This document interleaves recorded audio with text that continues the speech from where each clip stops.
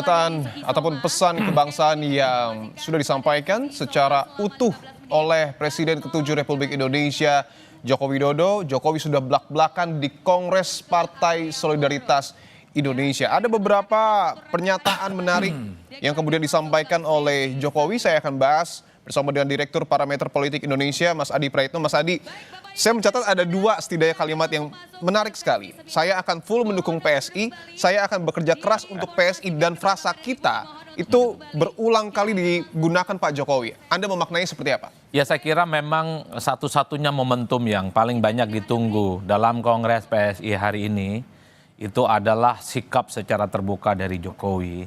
Itulah yang saya sebutkan. Kalau mau jujur, sebenarnya Kongres PSI hari ini itu memang menegaskan bahwa per hari ini tak ada lagi perdebatan bahwa Jokowi itu adalah PSI dan Jokowi PSI, adalah PSI. Ya, Jokowi adalah PSI dan PSI adalah Jokowi. Saya kira perdebatan soal apakah akan menjadi kader, akan menjadi anggota, apakah akan menjadi Dewan Pembina menjadi tidak relevan karena secara explicitly, secara gestur dari statement dan gerakan politiknya, Jokowi sudah mempertegas bahwa Jokowi akan mendukung total PSI dan akan bekerja keras untuk PSI. Itu bagi saya lebih dari sekedar kartu keanggotaan. Itu lebih dari sekedar apakah struktur partai itu akan berlaku untuk Jokowi. Itulah yang saya sebutkan. Jadi seminggu dua minggu ini memang satu-satunya momen politik yang ditunggu oleh publik adalah soal Jokowi. Karena Jokowi inilah kemudian bicara tentang exposure, bagaimana PSI itu akan diproyeksikan di masa-masa yang akan datang. Bagi saya, Kongres PSI hari ini sampai besok katanya, itu hanya sebatas mengkonfirmasi bahwa ini partai adalah partainya Jokowi. Dipersiapkan bukan hanya lolos di parlemen, tapi wajib katanya, dan tentu untuk menyongsong bagaimana PSI itu menjadi partai yang besar. Kenapa hal ini menjadi menarik? Karena kita tahu juga sebelumnya Jokowi juga sempat menyebut bahwa sepertinya ada skenario besar yang hendak menyerang Jokowi dan juga keluarganya untuk mendowngrade ataupun mendiskreditkan Jokowi dan keluarga. Apakah kolaborasi antara Jokowi dan juga PSI ini akan mampu membendung dan juga menjadi kontestan baru di perpolitikan tanah air? Kan setidaknya bahwa spekulasi apakah Jokowi akan bergabung dengan partai manapun itu kan selesai hari ini. Ketika Jokowi secara terbuka, secara eksplisit mengatakan akan mendukung secara total PSI. Kalau dulu kan Jokowi dikaitkan dengan Golkar, sempat juga dikaitkan dengan Gerindra, sempat juga dikaitkan dengan PAN, sempat juga dikaitkan dengan P3 dan seterusnya. Ketika forum hari ini ada pesan kebangsaan dari Jokowi yang notabene-nya bukan kader resmi dari PSI, ini kan jelas bahwa partai ini sebenarnya adalah exposure dan karpet merah yang sengaja dipersiapkan oleh PSI hanya untuk Jokowi. The one and only partai ini kiblat politiknya adalah Jokowi dan tak lebih. Nah, yang menarik adalah tentu dengan adanya pernyataan secara eksplisit kayak gini, segala apapun yang terkait dengan Jokowi ke depan, exposure, termasuk juga kalau ada kritikan, serangan-serangan, saya kira kader PSI akan pasang badan. Karena memang sejak ada konflik politik antara Jokowi dengan PDIP, per hari ini juga kader-kader PSI, termasuk juga elit-elit PSI, adalah mereka yang selalu pasang badan, menjadi garda terdepan, membela Jokowi dari segala bully dan kritikan-kritikan manapun. Pasca Pilpres, setelah Jokowi tak lagi jadi presiden, sangat kelihatan sekali di media sosial, di media mainstream, dan di debat-debat terbuka yang selalu memberikan dukungan secara total ke Pak Jokowi, ya tidak ada partai yang lain kecuali PSI. Inilah yang saya sebut, Jokowi dan PSI adalah dua sisi yang tidak bisa dipisahkan. Ini semacam mutual interesting, saling menguntungkan dan juga saling membutuhkan satu sama yang lainnya. Tapi yang menjadi menarik, Mas Adi, adalah bahwa betul tadi PSI dan Jokowi saat ini dapat dikatakan sudah tidak dapat lagi dipisahkan, artinya menjadi satu bagian. Tapi pertanyaannya, kenapa Pak Jokowi tidak secara terbuka mengatakan saya akan misalnya menjadi Dewan Pembina ataupun saya akan terjun langsung menjadi keanggotaan ataupun kepengurusan? Kenapa tidak disampaikan seperti itu? Ya, sepertinya Jokowi itu sudah melampaui batas-batas struktural kepartaian. Untuk apa masuk jadi Dewan Pembina, menjadi struktur dan menjadi kader partai, kalau Jokowi sudah bisa mengorkestrasi bagaimana PSI ke depan? Kita bisa cek satu persatu, bahkan logo yang terbaru dari PSI itu adalah pikirannya Jokowi, partai super terbuka. Itu orang tahu sejak beberapa bulan yang lalu, ini kan gagasan Jokowi.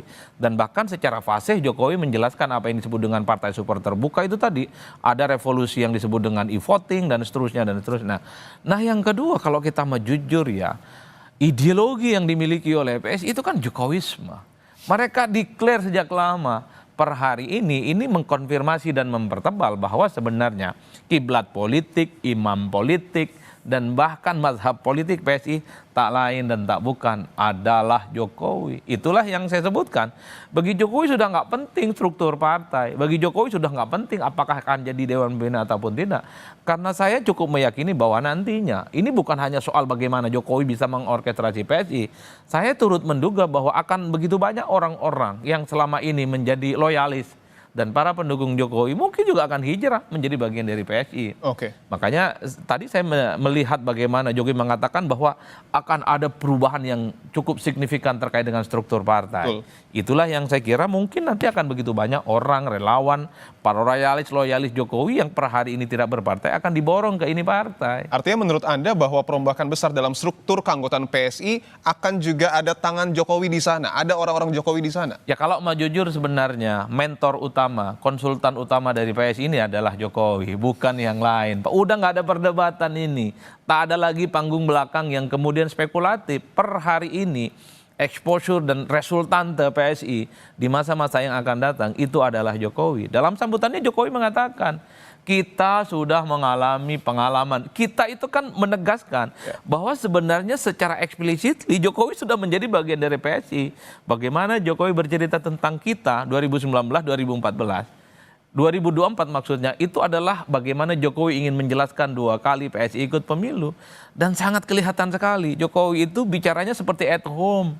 Seperti di rumahnya sendiri, bahwa yang dihadapi itu adalah kader-kadernya, semua orang yang tegak lurus bersama Jokowi, dan semua napas politiknya itu adalah napas politik Jokowi. Oke, artinya kehadiran Jokowi di PSI dalam tataran yang sangat terbuka pada hari ini sudah sangat terlihat, ini akan memberikan dampak positif bagi PSI khususnya di 2029. Ya tentu kalau kita bicara tentang partai politik ya per hari ini tentu ini akan menjadi sesuatu yang positif bagi PSI. Apapun judulnya, Jokowi ini adalah mantan presiden 2 periode.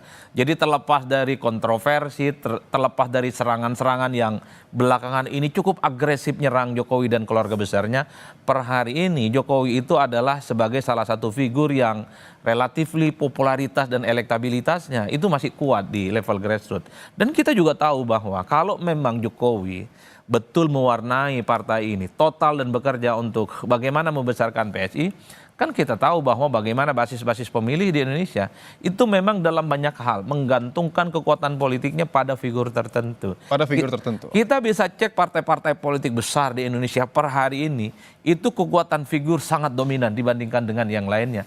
Magnet Jokowi tentu diharapkan bagi PSI akan membuat bagaimana lecutan untuk melakukan kerja-kerja politik yang terukur, terutama untuk menguji bagaimana PSI ini lulus dan lolos ke parlemen di 2029. Itu kan kita bicara tentang angka-angka statistik di atas kertas. Ada satu keyakinan ketika Jokowi yang mantan presiden popularitas dan elektabilitasnya masih relatif signifikan, itu akan memberikan dampak positif bagi PSI. At the end kalau kita bicara tentang bagaimana partai ini lolos ke parlemen, ujung tombaknya adalah kerja politik dan caleg-caleg yang diusung. Oke. Kan gitu jalan ceritanya. Artinya seringkali pemilih-pemilih di bawah itu tidak lagi bicara tentang figuritas, tapi yang diukur itu sejauh mana para caleg yang di bawah kerja maksimal, kerja total, kerja cerdas, dan meyakinkan pemilih untuk datang memilih partai dan caleg yang diusung. Maka tidak mengherankan ketika ada partai politik sekalipun tidak punya figur kunci, tapi kerja politik calegnya itu luar biasa, dia menang. Contohnya Golkar. Sorry itu saya harus kita katakan, Golkar ini kan tidak punya figur kunci, tidak punya figur signifikan, tapi Golkar ini selalu langganan. Setiap pemilu ke pemilu, kalau nggak runner up ya nomor 3. Per hari ini 2024 hasil pileg itu Golkar loh nomor 2 perolehan pilegnya. Itu kan menunjukkan bahwa mesin politik, soliditas dan figur yang diusung itu kuat. Oleh karena itu bagi saya ya ini adalah bekal yang positif sebenarnya bagi PSI ketika Jokowi sudah menegaskan akan kerja serius dan kerja total untuk membesarkan PSI. Tapi waktu dan kerja politiklah yang akan menentukan segala-galanya apa. Kerja partai, kerja caleg, dan kerja struktur itu akan menjadi kunci apakah partai ini akan cukup solid dan diterima oleh pemilih. Oke, saya ingin membahas soal sentilan-sentilan politik yang juga tadi Mas Adi sudah sampaikan di awal, bahwa tadi dalam pernyataan ataupun pesan kebangsaan Pak Jokowi ada beberapa hal yang saya garis bawahi. Pertama, ia menyatakan bahwa PSI adalah partai super TBK, artinya saham partai dimiliki kader. kemudian juga tidak ada elit dan keluarga. Anda memaknainya ini sentilan politik untuk partai sebelumnya atau seperti apa?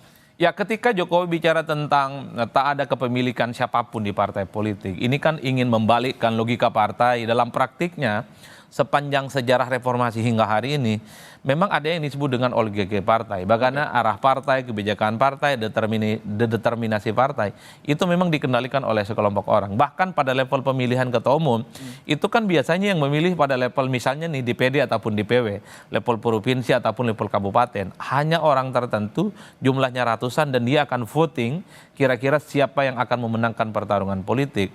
Jokowi ingin tunjukkan bahwa dengan PSI adanya e-voting, pemilihan secara langsung, one man one vote, ini adalah tradisi baru dalam pemilihan ketua umum partai. Saya kira dalam konteks itu bagus. Bagus dalam arti bahwa memang sejatinya partai politik itu tak ada orang yang punya privilege untuk menentukan dan termasuk juga bagaimana pergerakan partai di masa-masa yang akan datang. Kalau kita bicara tentang teori-teori politik, Robert Michel, ilmuwan politik, selalu mengatakan setiap organisasi itu pasti ada yang disebut dengan oligarki.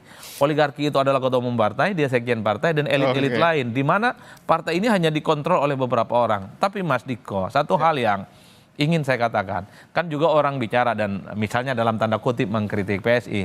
Betul bahwa PSI ini adalah partai milik kader, betul bahwa PSI ini tidak dimiliki oleh keluarga tertentu. Tapi kan per hari ini kita juga tahu siapa yang menjadi ketua umum partai. Oke. Jadi nggak perlu panjang-panjang debatnya. Yang kita inginkan adalah bahwa yang paling penting bagaimana demokrasi kita ke depan itu guyup, sehat, dan semua kepentingan politik melalui partai itu terakomodasi. Dan yang paling penting, karena partai politik itu adalah produksi untuk melahirkan calon-calon pemimpin di masa-masa yang akan datang, kirimlah kader-kader terbaik. Supaya kalau mereka jadi pejabat publik, jadi presiden, wakil presiden, gubernur, bupati, wali kota, anggota dewan, mereka bekerja dengan maksimal. Bukan hanya sebatas hore-hore, bukan hanya sebatas gimmick, bukan hanya show off di medsos, tapi kerjaannya tidak ada. Yang kita butuhkan itu, karena apapun judulnya di negara kita ini, yang bisa mengendalikan dan mengontrol adalah partai politik dengan cara kaderisasi yang mereka lakukan. Oke, kaderisasi itu menjadi harga mati agar partai ini juga bisa memberikan suara bahwa tadi juga sudah ditanyakan Mas Adi, dan ini juga akan jadi pertanyaan terakhir. Apakah kemudian nanti sosok Pak Jokowi ini akan dan PSI-nya akan betul-betul dapat bersaing dengan partai-partai besar yang juga punya tokoh-tokoh, misalnya Partai Gerindra dengan Pak Prabowo, PDIP dengan Bu Mega, Demokrat dengan Pak SBY, akankah mampu bersaing? Ya, saya kira memang PSI akan mengamplifikasi sosok Jokowi yang pernah menjadi presiden 2 periode di negara kita. Mereka akan menyebutkan bahwa Jokowi adalah pemimpin yang baik, punya reputasi yang cukup baik, sehingga itu akan menjadi benchmark yang kemudian akan dikapitalisasi sebagai bagian bagaimana PSI itu tentu untuk menyusun bagaimana kekuatan-kekuatan politik mereka di masa-masa yang akan datang. Per hari ini tentu PSI akan mengklaim bahwa punya figur kunci, punya figur sentral namanya Jokowi. Itulah yang saya kira ke depan saya termasuk yang meyakini bahwa semua pergerakan politik PSI, orkestrasi politik PSI itu tak lain dan tak bukan adalah Pak Jokowi, bukan yang lainnya. Makanya kalau kita mau jujur sebenarnya, bahkan sebelum ada pernyataan resmi dari Jokowi per hari ini, dari dulu PSI selalu mengatakan sesuai dengan arahan Jokowi, partai super terbuka, partai inklusif, supaya terjun ke masyarakat, partai yang selalu bergerak dari satu pintu ke pintu yang lain. Itu bagi saya sangat jelas bagaimana PSI memang menafsirkan setiap ucapan-ucapan politik Jokowi menjadi sebagai sebuah kerja-kerja politik. Makanya saya ingin menyimpulkan sebenarnya dalam dialog kita pada petang hari ini, Kongres PSI hari ini di Solo itu adalah Kongres PSI rasa Jokowi. Oke, singkat saja Mas Adi, artinya partai lain tidak akan mampu mengakuisisi figur Jokowi? Ya karena memang dari dulu tidak ada partai politik yang mengakuisisi Jokowi, kecuali PDIP. Tapi pasca PDIP tak lagi dengan Jokowi, mereka sudah putus hubungan politiknya. Dan dalam banyak hal PDIP sudah mengamputasi bagaimana captive market mereka itu tidak ada kaitannya dengan Jokowi. Inilah yang sepertinya akan dimanfaatkan secara maksimal oleh PSI di masa-masa yang akan datang, menyusun kekuatan politik. Jadi orang-orang, para pemilih dan loyalis Jokowi pastinya diharapkan supaya memilih dan bergabung dengan Jokowi sebagai bagian kepentingan politik di masa-masa yang akan datang. Tujuannya adalah kerja politik. Itu yang paling penting. Meyakinkan masyarakat di bawah adalah kunci bagaimana sebuah partai itu besar ataupun tidak. Karena partai kalau hanya jualan figur, jualan jargon, tapi ke bawah dia tidak kerja yang terukur, agak sulit menjadi Oke. partai yang besar. Direktur Parameter Politik Indonesia Mas Adi Praitno, terima kasih atas kehadiran dan Makasih, jawabannya Ko. Mas.